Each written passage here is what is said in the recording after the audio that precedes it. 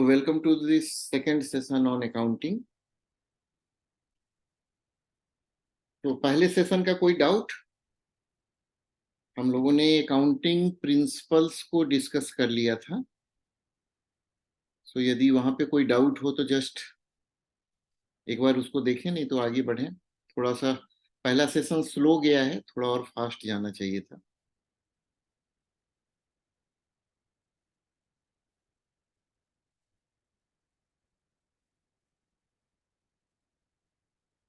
या ये पोर्शन हम खत्म कर चुके थे अकाउंटिंग प्रिंसिपल का, एंड अकाउंटिंग स्टैंडर्ड पे अब हम हैं.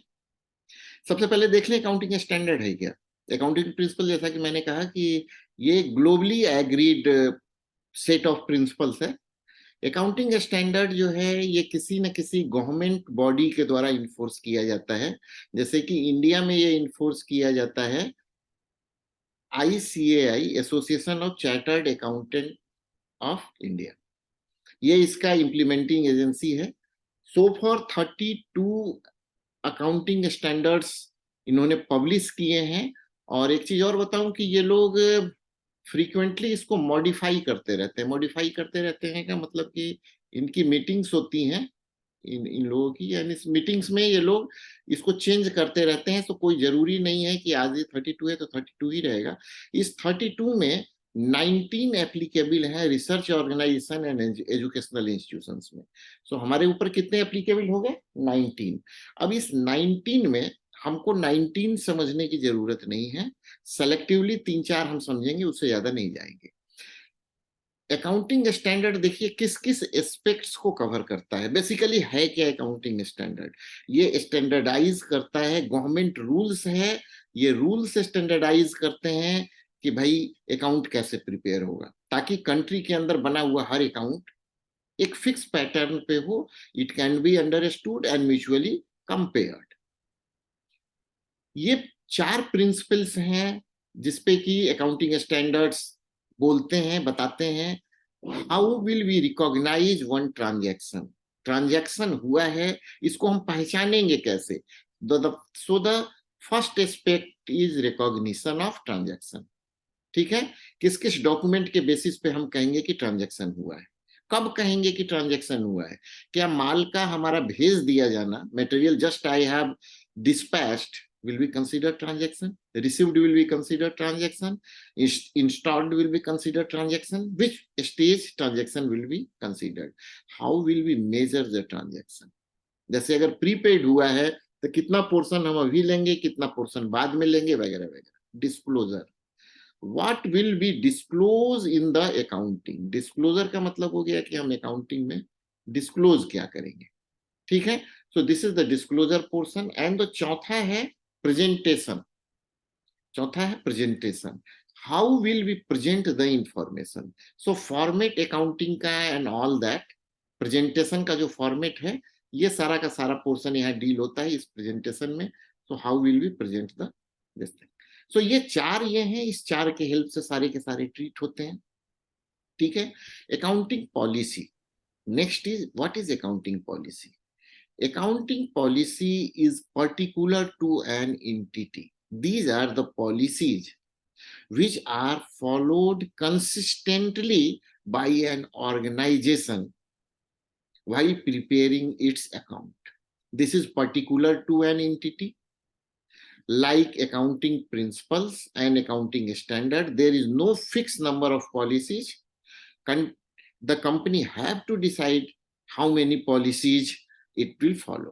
ठीक है, एक एग्जांपल है यहाँ का पॉलिसी का, जैसे कि डेप्रिसिएशन. इस डेप्रिसिएशन में हम डेप्रिसिएशन स्ट्रेट लाइन मेथड लेंगे या डिमिनिशिंग बैलेंस मेथड लेंगे. जब मैं अकाउंटिंग पढ़ा रहा था तो मैंने ये दोनों आपको बताया.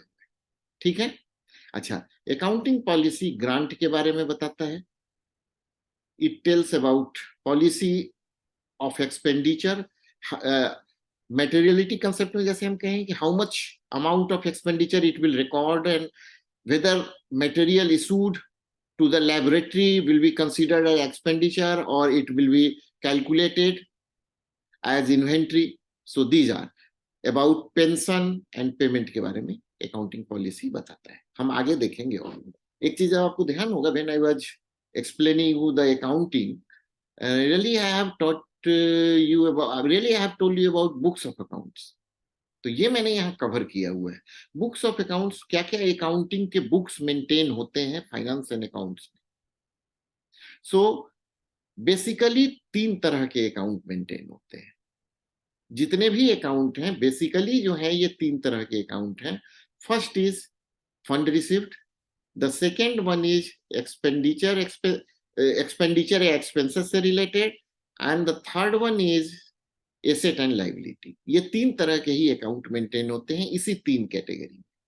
एंड ये जो अकाउंट्स है, कॉमन बुक्स ऑफ अकाउंट्स, ये जस्ट आप रिमेंबर, याद कर लेंगे इन बुक्स ऑफ अकाउंट्स को अगर आया तो, बिकॉज ऑडिट मैनुअल में बुक्स ऑफ अकाउंट्स लिखे हुए हैं. सो आ भी सकते हैं, एकदम मैचिंग नहीं है ऑडिट मैनुअल से. जो यूजुअली इस्तेमाल में आता है, मैंने कुछ नंबर्स लिखे हैं. One is receipt book. Receipt book क्या है? कुछ भी आया, हमने रिसीव किया, इसकी एंट्री यहां करते हैं रिसिप्ट बुक. या रिसिप्ट हम इशू करते हैं किसी ये को, that is receipt book. Similarly payment book, किसी को हम पेमेंट जो देते हैं उससे रिलेटेड जो सारे के सारे रिकॉर्ड हैं इस पेमेंट बुक में आते हैं. थर्ड वन इज जनरल, बताने की जरूरत नहीं है. ये इंपॉर्टेंट है लेजर, ठीक है. एंड लेजर में जो लेजर होगा, कॉमन लेजर्स होंगे.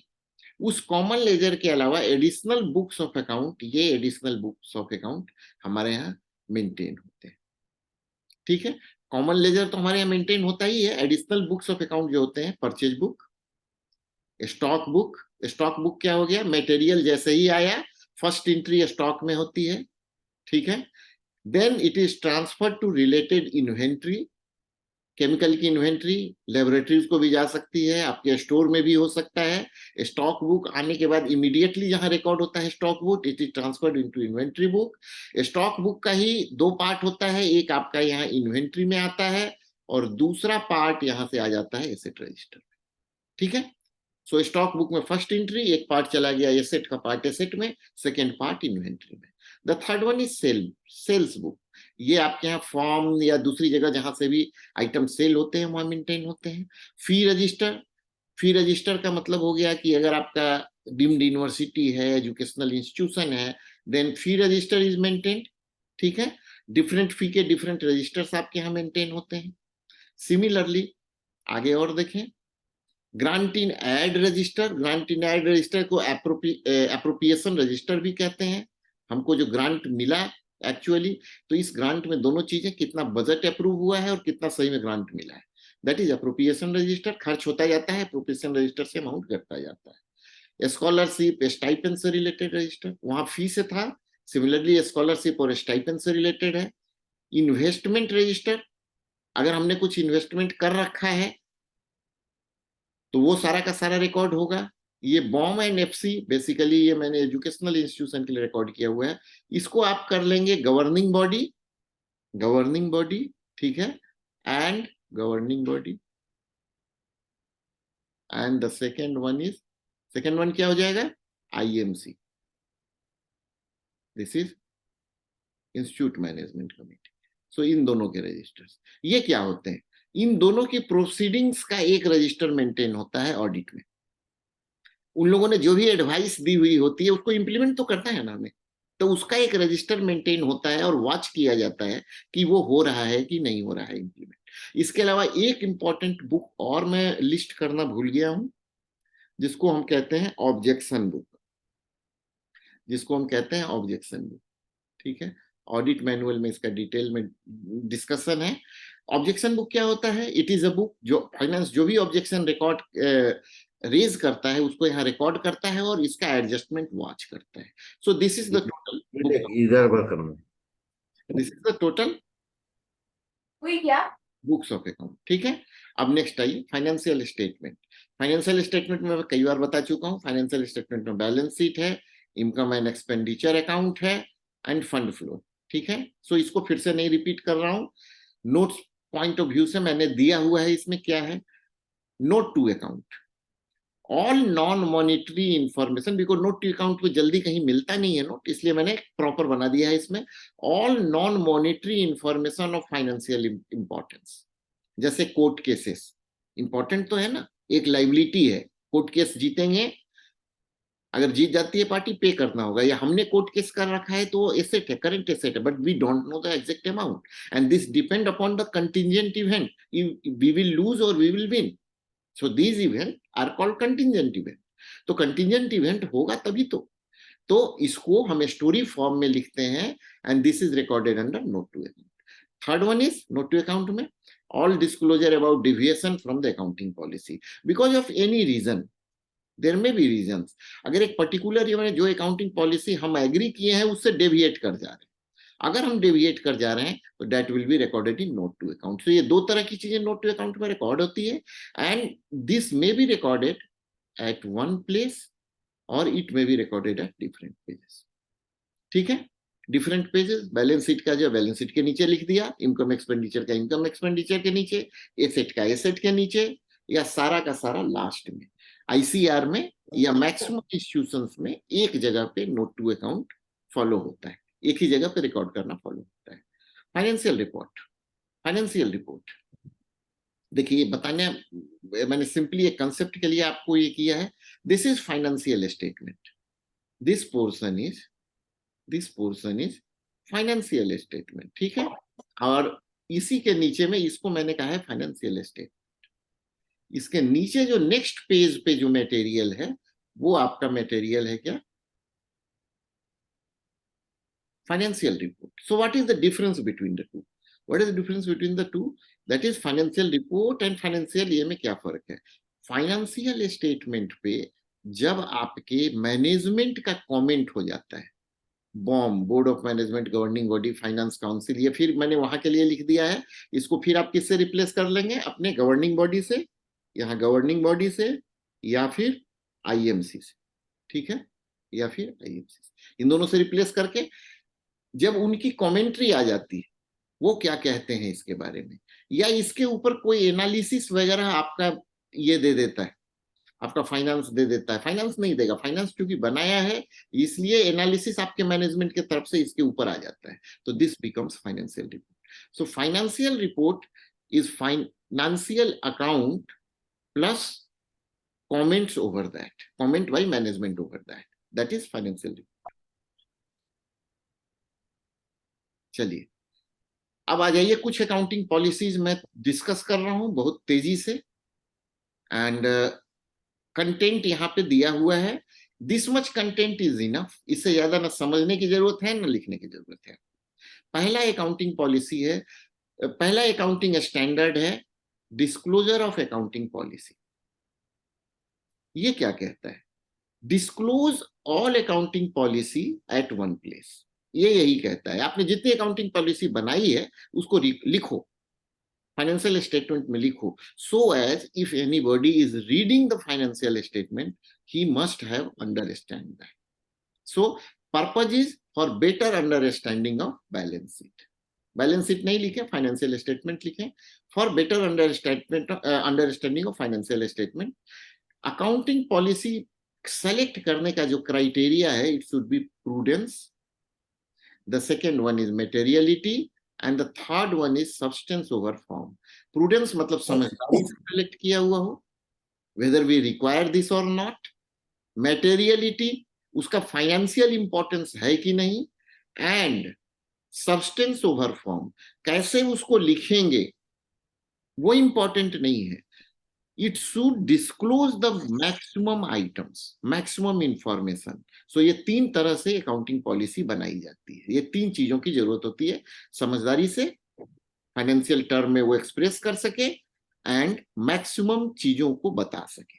ठीक है, इसका एग्जाम्पल है डिफरेंट पॉलिसीज का, एक एग्जाम्पल सिंपली ये मैंने दिया हुआ है, डेप्रिसिएशन है, valuation of inventory, asset, retirement benefit, investment, goodwill, valuation of asset, valuation of asset कैसे ये करते हैं, वैल्यूएशन ऑफ इन्वेंट्री है यहाँ या वैल्यूएशन ऑफ एसेट कैसे करते हैं, ये सारी चीजें। डेप्रिसिएशन स्ट्रेट लाइन होगा, डिमिनिशिंग बैलेंस होगा, valuation first come first out होगा या लास्ट कम लास्ट आउट होगा, पहले आने वाले मटेरियल को पहले इशू करेंगे या लास्ट आने वाले मटेरियल को करेंगे। रिटायरमेंट बेनिफिट, कैसे रिटायरमेंट बेनिफिट को हम रिकॉर्ड कर रहे हैं, आगे मैं बता रहा हूं इसको, यहाँ डिटेल नहीं।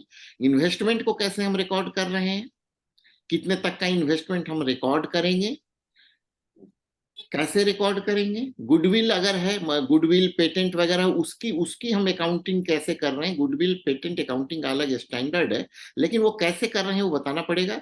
वैल्यूएशन ऑफ एसेट, एसेट का वैल्यूएशन हम कैसे करते हैं, क्या हमने वैल्यूएशन किया है एसेट का, वो सारी चीजें हमें बतानी पड़ेगी। इफ चेंज्ड, उसका रीजन बताना पड़ेगा। अगर अकाउंटिंग पॉलिसी हम स्ट्रेट लाइन हमने किया हुआ था, हमने डिमिनिशिंग बैलेंस कर दिया, तो सबसे पहले स्टेट रीजन फॉर दिस, क्यों किया, and revise the financial statement with this effect.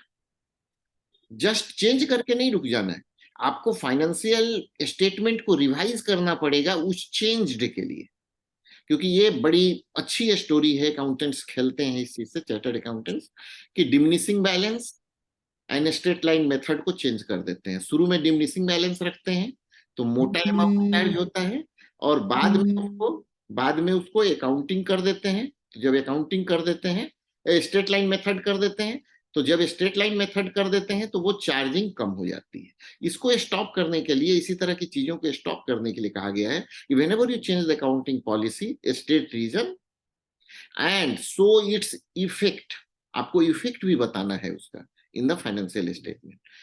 ठीक है, डिस्क्लोज अकाउंटिंग, डिस्क्लोज के बाद डैश है, डिस्क्लोज के बाद डैश है। डिस्क्लोज का मतलब हो गया कि हमको क्या डिस्क्लोज करना है इस अकाउंटिंग स्टैंडर्ड के अंदर, अकाउंटिंग पॉलिसी क्या क्या आप फॉलो कर रहे हैं, ये एक जगह लिखा जाएगा। ठीक है, so that much content is enough. आप इसको चाहिए तो सुन करके नोट बना लीजिए, या बार बार सुनिए, आपके यहाँ दिमाग में ही पैक हो जाएगा ये। Depreciation accounting, accounting standard 6, depreciation accounting. Depreciation is loss और compensation of asset value with time. Depreciation का डेफिनेशन है कि ये लॉस है एसेट में, या एसेट यूज का कंपनसेशन। अब एसेट यूज के कारण कैसे कंपनसेशन होता है, या एसेट यूज के कारण वैल्यू कैसे घटती है, बहुत रीजन है। वियर टियर के कारण होगा, मार्केट में एसेट का प्राइस घट गया, कंप्यूटर प्राइस ज्यादा था, अभी प्राइस ही नहीं है, तो वैल्यू तो घट रही है, उसको भी डिप्रिसिएशन कवर करता है। थर्ड थिंग जो डिप्रिसिएशन कवर करता है, ऑब्सोलेसेंस ऑफ आइटम। यदि ये कंप्यूटर जिसपे कि मैं प्रेजेंटेशन दिखा रहा हूं, ये ऑब्सोलीट हो जाए, ये टेक्नोलॉजी ही खत्म, जब ये टेक्नोलॉजी खत्म हो गई तो वैल्यू घट जाएगी, उसको भी डिप्रिसिएशन कवर करता है। दीज आर द थिंग्स जिसको कि डिप्रिसिएशन कवर करता है। ये एक चीज ध्यान रखेंगे, डिप्रिसिएशन कभी भी रिन्यूएबल एनर्जी सोर्सेस पे चार्ज नहीं होता है। ठीक है, लाइक फॉरेस्ट, प्लांट्स पे डिप्रिसिएशन नहीं लगता है, एनिमल पे डिप्रिसिएशन नहीं लगता है। ठीक है, फॉरेस्ट पे नहीं लगता है, एनिमल पे। एनिमल का तो भाई ऐसा है ना कि वो तो रिप्रोड्यूस कर रहा है, जब रिप्रोड्यूस कर रहा है तो उसका तो एप्रिसिएशन होना चाहिए, लेकिन वो कैसे रिकॉर्ड होता है वो एक अलग चीज है, डिप्रिसिएशन तो नहीं चार्ज होता है यहाँ से। ठीक है, अच्छा, उसी तरह से R&D पे डिप्रिसिएशन नहीं चार्ज होता है, गुडविल पे डिप्रिसिएशन नहीं चार्ज होता है, लैंड पे डिप्रिसिएशन नहीं चार्ज होता है। ठीक है, तो ये ध्यान रखेंगे कि नेचुरल रिसोर्सेज पे नहीं, और इस नेचुरल रिसोर्सेज के अलावा कुछ और चीजों पे नहीं चार्ज होता है, कुछ और चीजों पे नहीं चार्ज होता है, वो चीजें हैं R&D, गुडविल एंड लैंड। ठीक है, फिक्स एसेट, एसेट का डेफिनेशन है जो 1 साल से ज्यादा चले वो एसेट है। ठीक है, fix asset is adjusted whenever the method of depreciation is changed. जैसा मैंने कहा अकाउंटिंग पॉलिसी जैसे चेंज हुई, एक्सप्लेन ही कर चुका हूं मैं इसको बेसिकली। ये मेथड ऑफ डेप्रिसिएशन आपका जैसे ही चेंज होगा तो फिक्स एसेट के अमाउंट को आपको एडजस्ट करना पड़ेगा। एडजस्ट करना पड़ेगा यानी कि ये फिक्स एसेट का जो वैल्यू है ये फिर से कैलकुलेट करना पड़ेगा। वो डेप्रिसिएट जब से वो खरीदा गया है तब से लगा करके हम देखेंगे कि क्या आ रहा है उस चेंज्ड मेथड ऑफ डेप्रिसिएशन के कारण। ठीक है, डेप्रिसिएशन का जो फॉर्मूला है, गवर्नमेंट में स्ट्रेट लाइन डेप्रिसिएशन होता है। ठीक है, सो फिक्स एसेट का वैल्यू कब कब चेंज होता है, जब मेथड ऑफ डेप्रिसिएशन चेंज होता है या लाइफ ऑफ एसेट चेंज होता है। लाइफ ऑफ एसेट का मतलब है कि एक एसेट यदि 10 साल के लिए था, अब उस एसेट की लाइफ 20 साल हो गई, तो रेट ऑफ डेप्रिसिएशन तो घट जाएगा ना। पहले 10% था 10 ईयर्स में, स्क्रैप वैल्यू को यदि 0 माने, अब 20 ईयर्स हो गया तो 5 ईयर हो गया, तो वहां भी डेप्रिसिएशन की वैल्यू चेंज होगी। रेट ऑफ डेप्रिसिएशन चेंज हो जाए, जैसे कई जगह आइडेंटिफाई किया हुआ है रेट ऑफ डेप्रिसिएशन, या डिमिनिशिंग बैलेंस में बहुत बड़ा इंपॉर्टेंस है, कह दिया जाए कि 6% से 5% कर दिया गया, so depreciation amount will change. So ये 3 रीजन से डेप्रिसिएशन अमाउंट चेंज होता है, और इन 3 रीजन से जब भी डेप्रिसिएशन अमाउंट चेंज होगा तो इसको हमको अकाउंट में लिखना पड़ेगा, एसेट वैल्यू को चेंज करना पड़ेगा। ठीक है, डेप्रिसिएशन को कंसीडर करते समय स्क्रैप वैल्यू को कंसीडर करते हैं। ठीक है, गवर्नमेंट में डेप्रिसिएशन हमेशा याद रखिएगा स्ट्रेट लाइन मेथड से इस्तेमाल में आता है, और स्ट्रेट लाइन मेथड में जैसे हम डेप्रिसिएशन को कैलकुलेट करते हैं जिस फॉर्मूला से, वो फॉर्मूला मैंने यहां आपको दिया हुआ है, ये पूरा फॉर्मूला आपको दिया हुआ है। ठीक है, परचेज वैल्यू उससे स्क्रैप वैल्यू, जो एक्सपेक्टेड स्क्रैप वैल्यू है फाइनली ये कितने में बिकेगा, रफली परचेज वैल्यू में से इसको माइनस कीजिए, एंड नंबर ऑफ ईयर्स, जितने साल तक वो डेप्रिसिएशन आपके पास रहना है इसको डालिए, आपको रेट ऑफ डेप्रिसिएशन मिल जाएगा। ठीक है, अब ये डिमिनिशिंग बैलेंस में कैसे होता है, diminishing balance really compound interest वाला फॉर्मूला लगता है, वो मैंने नहीं एक्सप्लेन किया बिकॉज गवर्नमेंट में एप्लीकेबल नहीं है। कंपाउंड इंटरेस्ट वाला फॉर्मूला किसी को याद है, एनीबॉडी? किसी को कंपाउंड इंटरेस्ट में फॉर्मूला याद है? कुछ ऐसा होता है ना भाई, मुझे जैसा लगता है 1+r/100 P into 1+r/100 raised to power time या t. ठीक है, सो ये होता है 1+r/100 raise to the power something p into. ठीक, तो ये जो पूरा का पूरा फॉर्मूला है, इस फॉर्मूले को हम यहाँ पे इस्तेमाल में लाते हैं, और इससे हम कैलकुलेट करते हैं मैथमेटिकल सिमिलर है एकदम, जैसे कि मैथमेटिक्स में हम इस्तेमाल में लाते हैं, एकदम सिमिलर है, उसी पैटर्न से होता है, सो वो मैंने एक्सप्लेन नहीं किया है। ठीक है, सेपरेट शेड्यूल ऑफ डेप्रिसिएशन, ये रियली कलर हो गया, रियली करना नहीं चाहिए था मुझे, चलिए कोशिश कीजिएगा पढ़ने की, इसको इंपॉर्टेंट है बिकॉज जो डेप्रिसिएशन का फिक्स एसेट का जो टेबल है उसमें क्या क्या होता है, इट शोज हिस्टोरिक कॉस्ट, जिस प्राइस पे खरीदा गया था, करेंट ईयर डेप्रिसिएशन, आज की तारीख डेप्रिसिएशन कितना हुआ। ठीक है, the third one is accumulated depreciation, पिछले साल तक डेप्रिसिएशन कितना था, जब दोनों को ऐड कर देंगे करंट ईयर डेप्रिसिएशन को एक्यूमुलेटेड डेप्रिसिएशन को, तो टोटल डेप्रिसिएशन मिल जाएगा। सो नाउ यदि एसेट की वैल्यू में से टोटल डेप्रिसिएशन को माइनस कर देंगे तो will get net present value of gross block. ठीक है, जो कि बैलेंस शीट में दिखाया जाता है, इसको समझने की कोशिश कीजिएगा इसको पर्टिकुलरली, और अगर ना समझ में आए तो मेरे से पूछ लीजिएगा। ठीक है, आगे के सेशन में ये देखिए यहाँ पे है कि फुली डेप्रिसिएटेड आइटम, एक आइटम फुली डेप्रिसिएट हो गया है तो उसकी कितनी वैल्यू हम दिखाएंगे, 1 रुपी। फुली डेप्रिसिएटेड हो गया, इट डज नॉट मीन कि हम उसको 0 पे शो कर दें, नहीं, जब 0 पे शो कर दिया तो एसेट ही नहीं है ना, कोई वैल्यू ही नहीं है उसकी, तो एसेट कैसे हो गया, सो 1 रुपी पे शो करना होता है। Accounting for fix asset, fix asset की अकाउंटिंग कैसे होती है ये हम देखें। Fix asset is not an inventory, it is not held for production, it is और फॉर सेल, ये यूज के लिए हमारे पास होता है।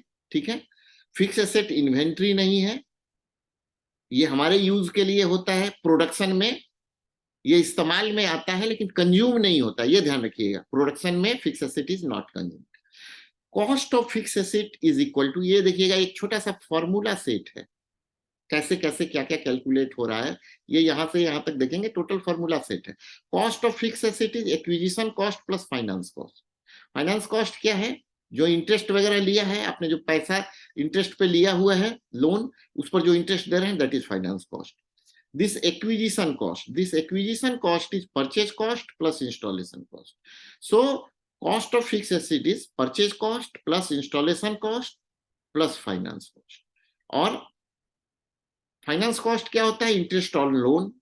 ये रियली एजुकेशनल इंस्टीट्यूशन में हेफा एक पॉलिसी है जिसमें गवर्नमेंट ही लोन देती है इंस्टीट्यूशन को, तो उसके लिए, तो मतलब वहां जो लोन आपने लिया हुआ है तो उस लोन पे जो इंटरेस्ट हो रहा है वो इंटरेस्ट।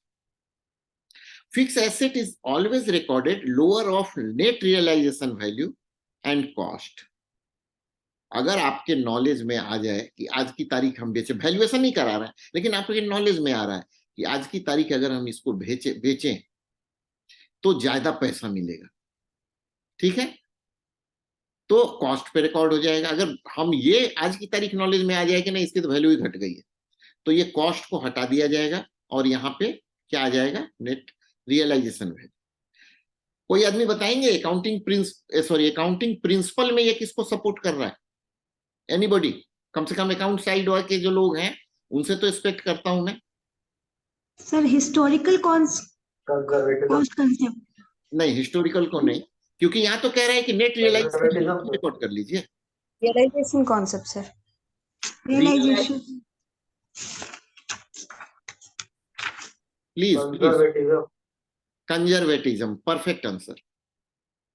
ठीक है, हम कंजर्वेटिव हो गए एज अकाउंटेंट कि भाई हम रिस्क फिस्क नहीं लेंगे, हम कम वैल्यू पे दिखाएंगे, सेफ रहना है। तो ये कंजर्वेटिज्म कंसेप्ट को ये कहता है। सो जहां कहीं अगर अकाउंट में काम करने वाले को कोई बोले ना कि भाई आप लोग तो रिस्क नहीं लेते, तो बोलना कि भाई अकाउंटिंग का प्रिंसिपल है कंजर्वेटिज्म, हम उसी को फॉलो करते हैं। हमारे लिए तो भाई इंटरनेशनल प्रिंसिपल है, फॉलो करना ही है उसको।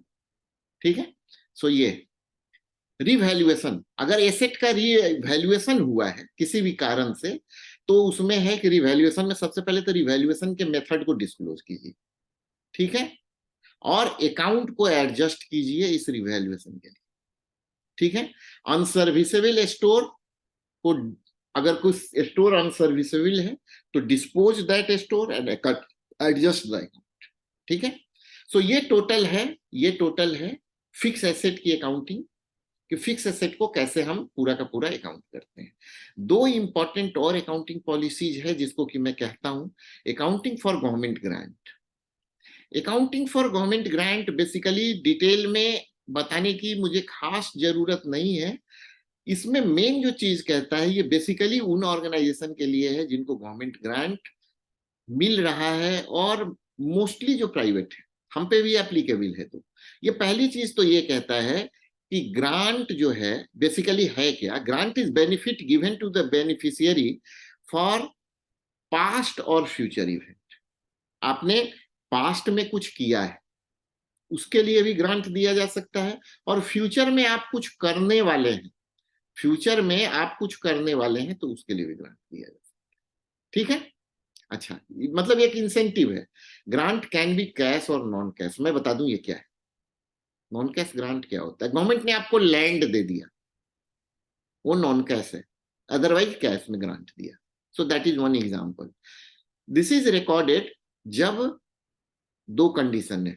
पहले में क्या था कि इनकम तब रिकॉर्ड करते थे जब हमको मिल जाए पैसा और हम उसका परफॉर्मेंस दे दें, तब इनकम एक्सपेंडिचर में रिकॉर्ड करते थे।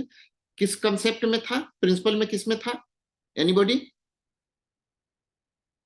किस अकाउंटिंग प्रिंसिपल में था कि हम तभी रिकॉर्ड करेंगे इनकम एंड एक्सपेंडिचर में जब हमने रियलाइज किए। Revenue realisation concept, Recognition principle, realization concept, sir. Matching concept, matching concept with revenue. Matching concept, ठीक है। लेकिन यहाँ पे चेंज हो जाता है।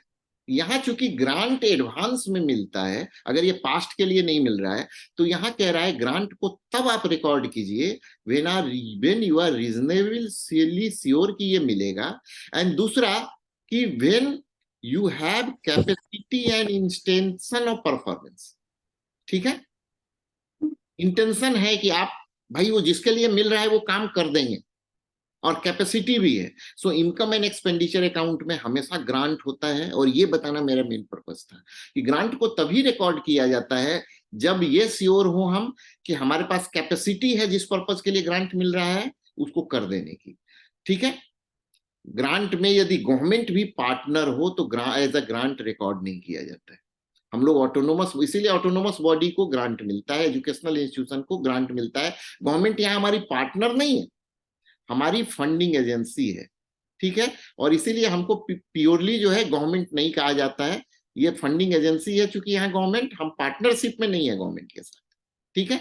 डिफर्ड एक्सपेंसेस का मतलब होता है कि हमने एक्सपेंस कर दिया है और उसकी बेनिफिट हमको आगे के सालों में भी मिलते रहने, प्रीपेड एक्सपेंस है या एसेट है। एसेट कैसे है? Anybody will explain? कोई बताएंगे?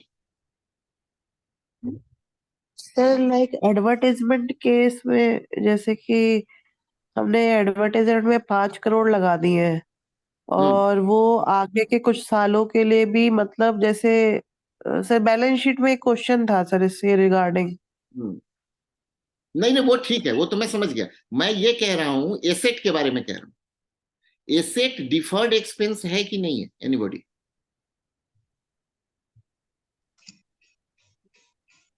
नहीं सर। नहीं है तो डेप्रिसिएशन क्यों चार्ज करते हैं? नहीं है, हम उसका गोइंग कंसर्न कंसेप्ट पे बेस्ड होता है sir. Yes, tangible and intangible देखिए एसेट्स देखिए बोथ आर। देखिए देखिए देखिए, एसेट जो है डिफर्ड एक्सपेंस है। हमने एसेट पे खर्चा कर दिया है कि हम फ्यूचर में बेनिफिट लेंगे, उसकी बेनिफिट को फ्यूचर में रियलाइज करेंगे, और करंट ईयर में हम उतना ही चार्ज करते हैं जितना इस्तेमाल करते हैं डेप्रिसिएशन के सेट में। डेप्रिसिएशन चार्ज होता है ना ह्यूमन एक्सपेंडिचर से, होता है कि नहीं होता है? तो डेप्रिसिएशन चूंकि चार्ज होता है तो डिफर्ड एक्सपेंस है। सिमिलरली डिफर्ड इनकम, हमको कुछ एडवांस में इनकम मिल गया जिसको कि हमको फ्यूचर में कई साल तक बेनिफिट देनी है, तो वो डिफर्ड इनकम में शो होगा। ठीक है? So these are the two concept. पूछा जा सकता है what is deferred expense and what is deferred income. Correct, एकदम करेक्ट डेफिनेशन मैंने आपको पूरा का पूरा दिया है, एग्जाम्पल भी मैंने आपको बता दिया। ठीक है? 1 मिनट से कम बचा है, एक सेशन और जाएगा, बिकॉज कुछ और इंपॉर्टेंट चीजें डिस्कस करनी है, 2 और। तो मैं शेड्यूल भेजूंगा और विदाउट ब्रेक हम स्टार्ट करेंगे। डिफर्ड इनकम हो गया, ठीक है। Capital grant recorded as capital reserve in the balance sheet. ठीक है, अगर कैपिटल में कुछ ग्रांट मिला है तो कैपिटल रिजर्व में रिकॉर्ड हो जाएगा। Asset is recorded as cost. ठीक है, gross cost less non cash. अगर मान लीजिए एक बिल्डिंग बनाना है तो लैंड का कॉस्ट भी इंक्लूडेड है अगर उसमें, और लैंड गवर्नमेंट ने फ्री दे दिया है, तो एसेट हम केवल बिल्डिंग का कॉस्ट करेंगे, लैंड का कॉस्ट नहीं लिखेंगे, क्योंकि नॉन कैश ग्रांट में हमको मिल गया है।